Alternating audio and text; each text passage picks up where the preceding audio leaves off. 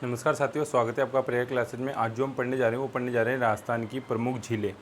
ठीक है, तो झीलों को देखो विशेषकर दो चीज़ों में याद करना है। कुछ कठिन नहीं है, बिल्कुल सिंपल सा है। आप एक झीलें याद कर लो, क्योंकि दो तरह की झीलें हमको देखने को मिलती है। एक तो है खारे पानी की और एक है हमारे मीठे पानी की। ठीक है, दो तरह की झीलें हमको देखने को मिलती है राजस्थान में। तो अब यहाँ से क्या प्रश्न आते हैं और किस तरह से पूछे जाते हैं, तो उनकी हम चर्चा करते हैं। मुश्किल से 5-7 मिनट का वीडियो होगा। देखो, खारे पानी की झीलें। अब खारे पानी की झीलें तो मैंने आपको बताया था, राजस्थान क्या है, 33 सागर है। अब आप जानते हो सागर है तो सागर का पानी कैसे होता है, समुद्र का पानी कैसे होता है, खारा होता है। तो ये जो झीलें मिली हैं इनसे हमको ये पता लगता है कि यहाँ पे 33 सागर था, उसके अवशेष के रूप में हमको ये झीलें देखने को मिलती है, यानी खारे पानी की झीलें। ठीक है, और जो मीठे पानी की झीलें वो कुछ प्राकृतिक और बाकी अधिकांश हमने कृत्रिम यानी खोद करके बनाई है राजा महाराजाओं ने, तो वहाँ हम चर्चा करेंगे। तो सबसे पहले हम बात करते हैं कि खारे पानी की सबसे बड़ी जो झील है वो है आपके सांबर। और आप जानते हो कि यहाँ से नमक उत्पादन कार्य भी होता है। ये जो खारे पानी की झीलें, इनसे क्या क्या होता है, तो पहले तो एक चीज़ याद रखना कि ये हमारे पश्चिमी राजस्थान में ज़्यादा पाई जाती है।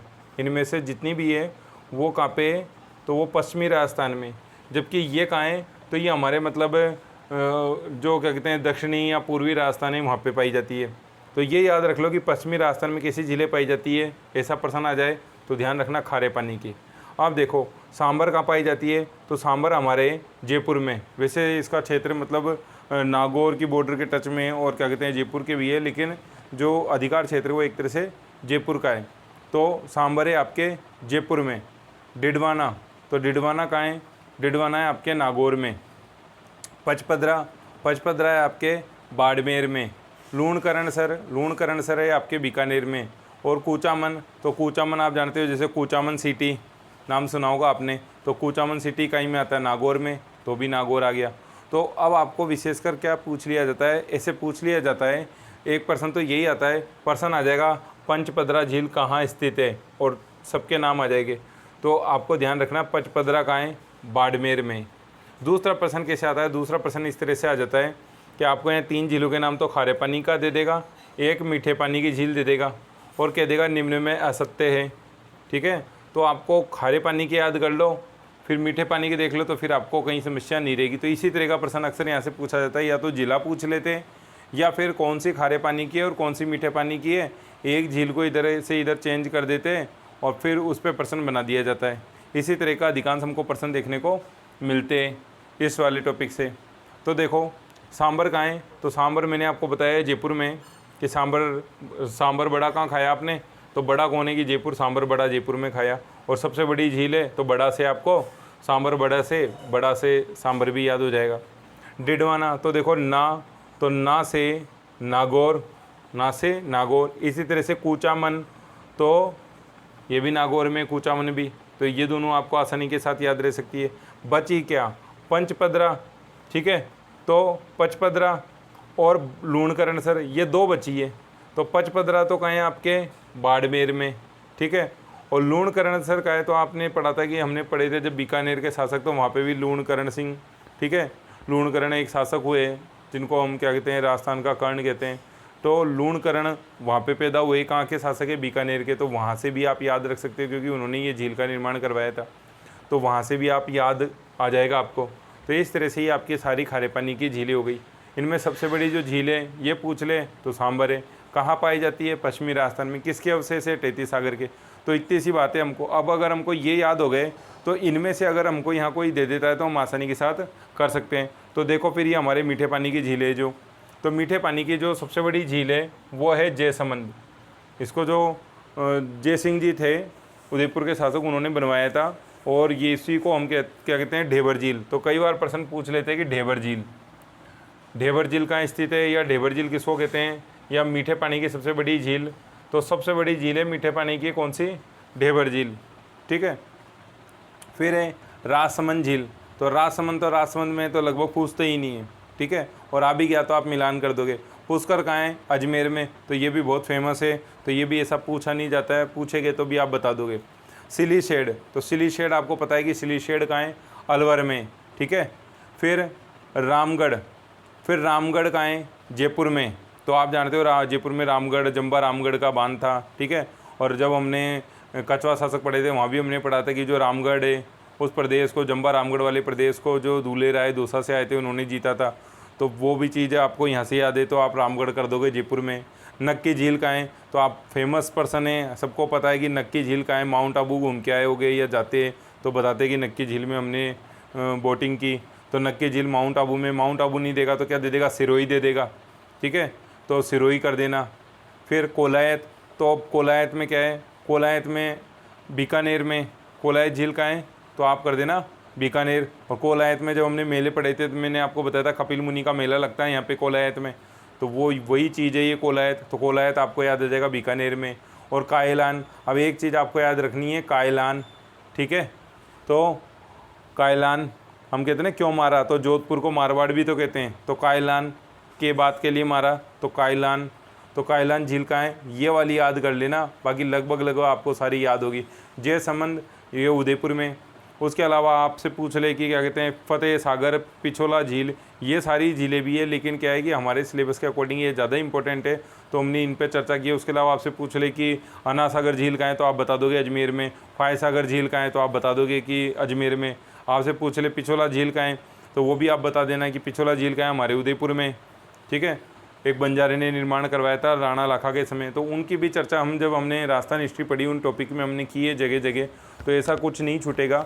बाकी ये आपके इम्पोर्टेंट है, इनको आप ध्यान कर लीजिएगा कि खारे पानी की कौन सी है और मीठे पानी की कौन सी है। तो इस तरह से आपके या तो ज़िला पूछ लेगा कि कहाँ ये स्थित है, या फिर आपसे ये पूछ लिया जाएगा कि मीठे पानी की कौन सी है और खारे पानी की कौन सी है।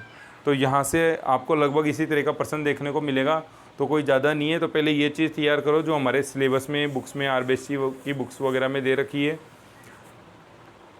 तो पहले तो आप इनको देख लो, इनको याद कर लो, क्योंकि ये इंपॉर्टेंट है। लेकिन अगर आपको कि सर और थोड़ी सी झीलें मैं आपको और बता देता हूँ कि बाई चांस अगर उनमें से भी कोई आ जाए तो आपका गलत नहीं हो सवाल, तो आइए हम उनकी चर्चा भी कर लेते हैं। आगे देखिए जो कुछ झीलें उनकी हम चर्चा कर रहे हैं। तो पोखरण, तो आप जानते हो पोखरण जो है वो कहाँ है, जैसलमेर में आता है, तो पोखरण झील भी कहाँ आएगी, जैसलमेर में आएगी। फलोदी, तो इस स्थान से भी आप परिचित है कि राजस्थान का सबसे शुष्क स्थान कौन सा है, तो फलोदी। और फलोदी कहाँ है, तो जोधपुर में, ठीक है, जोधपुर में। कावोद, तो कावोद कहाँ है, कावोद भी आपके जैसलमेर में आता है। रेवासा, तो देखो रावासा सेसे सिक्कर में। और कोछोर, तो ये दोनों जो झीलें इनको साथ में याद करो कि रेवासा और कोछोर, तो सेसे सिक्कर, यहाँ पे भी सिक्कर आ जाएगा। तो इस तरह से ये सारी हो गई आपके खारे पानी की झीलें। इधर हम बात करें तो इधर हमारे मीठे पानी की झीलें, तो देखो नौलखा, तो ये मैंने आपको जो पहले टॉपिक पढ़ाया था उसमें भी बताया था कि नौलखा झील, जो हमने बावड़िया वगैरह पढ़ी थी उसमें जल संरक्षण वाले टॉपिक में, कि नौलखा की नौलखा हार नहीं लाए तो हम क्या गिराते हैं, बूंद।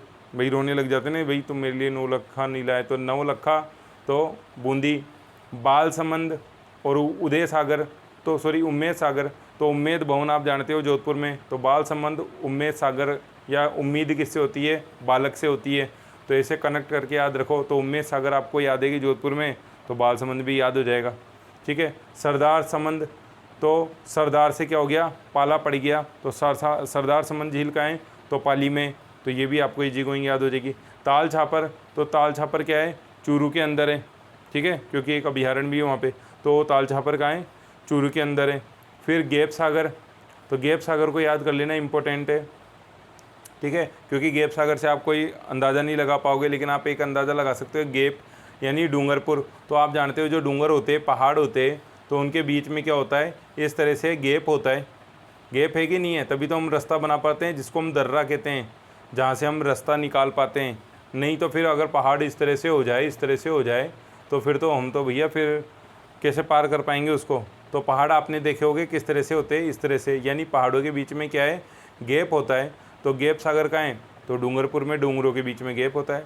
पिछोला, ठीक है, मैंने आपको बताई दी, पिछोला ले ले, स्वरूप सागर ले ले, क्योंकि जो स्वरूप सिंह थे, आपने पढ़ा था 1857 की क्रांति में कि स्वरूप सिंह उदयपुर के शासक थे, जिन्होंने अंग्रेजी की खूब हेल्प की थी। तो स्वरूप सिंह के आधार पे स्वरूप सागर हो गया, फतेह सागर, और तो ये सारी झीलें आपके कहाँ हैं, ये सारी भी आपके उदयपुर में। तो इस तरह से खारे पानी की जितनी झीलें थी वो मैंने आपको बताई, और मीठे पानी की जितनी भी झीलें थी वो मैंने आपको बताई। तो इन सबको आप याद रखने का प्रयास कीजिए।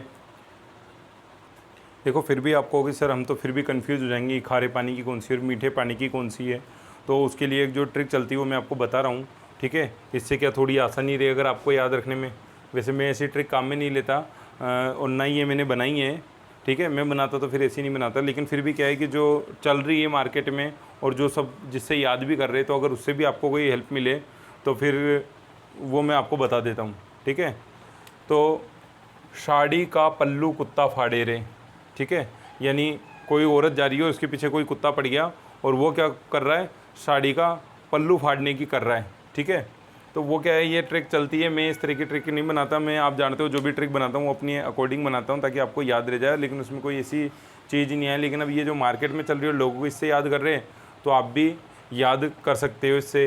तो देखिए, सा से सांभर हो जाएगा, डी से डिडवाना हो जाएगा, का से कावोद हो जाएगा, पे से पचपदरा और पे की जगह पे से ही पो फिर पोकरण कर देना, तो ये दोनों यहाँ से हो जाएगी।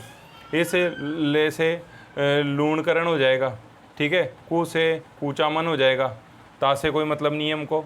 फिर फा, तो फा से फलोदी हो जाएगा, ठीक है। फे से फलोदी हो जाएगा। और रे, तो रे से क्या हो जाएगा, रे से आपके रेवासा हो जाएगा। अगर इससे भी अगर आपको याद रहता है, क्योंकि हमको तो वहाँ चीज़ें मिलेगी, लिखी भी मिलेगी, हमको सिर्फ थोड़ा सा हिंट रहना चाहिए माइंड में कि हाँ भाई मुझे ये कंफ्यूज नहीं है।